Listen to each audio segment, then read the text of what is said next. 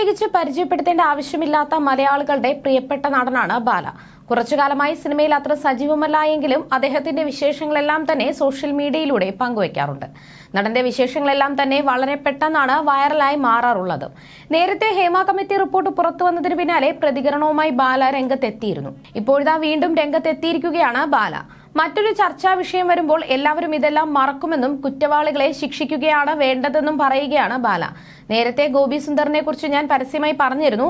എന്നിട്ട് എന്ത് ചെയ്തു? ജോളിയായിരിക്കുന്നു. അവന്മാരൊക്കെ സൂപ്പറായി നല്ല രീതിയിൽ ജീവിക്കും. നമ്മളൊക്കെയാണ് പൊട്ടന്മാർ. ജനങ്ങൾ മനസ്സിലാക്കിയിട്ട് എന്ത് സംഭവിക്കാൻ പോകുന്നു?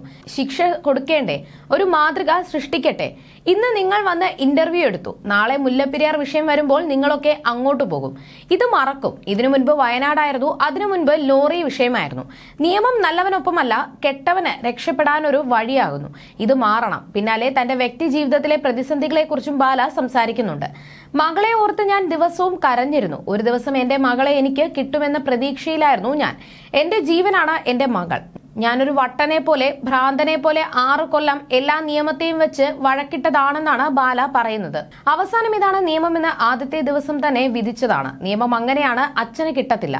അതൊക്കെ സ്വന്തം ജീവിതത്തിൽ അനുഭവിച്ചാലേ അറിയൂ. ഞാൻ ഇവിടെ ഇരുന്ന് പറഞ്ഞാൽ മനസ്സിലാകില്ലെന്നും ബാല പറയുന്നു. എന്റെ ജീവിതത്തിലെ 7-8 കൊല്ലം നഷ്ടപ്പെട്ടു എന്നാണ് ബാല പറയുന്നത്. ഈ 8 കൊല്ലത്തിനിടെ എന്റെ അച്ഛനമ്മമാരെ ഞാൻ പോയി കണ്ടത് കുറച്ചു തവണ മാത്രമാണ്. എന്റെ ബന്ധുക്കൾ അകന്നുപോയി. എന്റെ സിനിമാ കരിയറിൽ വീണു. സാമ്പത്തികമായി തകർന്നു, മാനസികമായി തകർന്നു. മദ്യപാനം നടത്തി മനസ്സമാധാനത്തോടെ ഉറങ്ങാൻ വേണ്ടി ഉറക്ക ഗുളിക കഴിച്ചിരുന്നു. ജീവിതത്തോടെ ഇഷ്ടക്കേട് വന്ന് എന്നും ബാല കൂട്ടിച്ചേർക്കുന്നുണ്ട്. നേരത്തെ ഈ വിഷയത്തിൽ ബാല നടത്തിയ പ്രതികരണവും വാർത്തയായിരുന്നു. ആരൊക്കെയാണ് കാമഭ്രാന്തന്മാരെന്നും മറ്റുള്ളവരുടെ കുടുംബത്തെ എങ്ങനെ തകർത്തുവെന്നും ഞാൻ പറയാം. ഇവിടുത്തെ നിയമം എങ്ങനെ പ്രതികരിക്കുന്നു? നിയമമുണ്ടോ? ഇതൊക്കെ തുറന്ന് സംസാരിക്കാം. ഞാൻ വെല്ലുവിളിക്കുകയാണ്. ഒരു അപേക്ഷയുള്ളത്. വലിയ വലിയ ആളുകളുടെ പേര് നിങ്ങൾ തന്നെ പറയുന്നുണ്ട്. അതും ചെയ്യരുത്. അവർ സിനിമയെ ദൈവമായി കാണുന്നവരാണ്. പ്രശസ്തരാണെന്ന് കരുതി അവരെ ടാർഗറ്റ് ചെയ്യരുത്.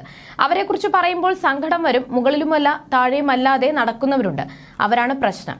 കേസായിട്ടുണ്ട്. പോലീസ് സ്റ്റേഷനിലും പോയിട്ടുണ്ട്. കോടതിയിലും രജിസ്റ്റർ ആയിട്ടുണ്ട്. 4 വർഷമായി കേസ് നടക്കുന്നുണ്ട്. എന്നിട്ടും ഒരു പിണ്ണാക്കും സംഭവിച്ചിട്ടില്ല. പിന്നെയാണ് നിങ്ങളുടെ ഹേമ കമ്മീഷൻ. ഹേമ കമ്മീഷനെ കുറ്റപ്പെടുത്തുകയല്ല, ഇപ്പോഴെങ്കിലും ഒരു ആക്ഷൻ എടുക്കണം. മനസ്സിലുള്ള വിഷമം കൊണ്ട് പറയുന്നതാണ് എന്നുമാണ് ബാല പറഞ്ഞിരുന്നത്.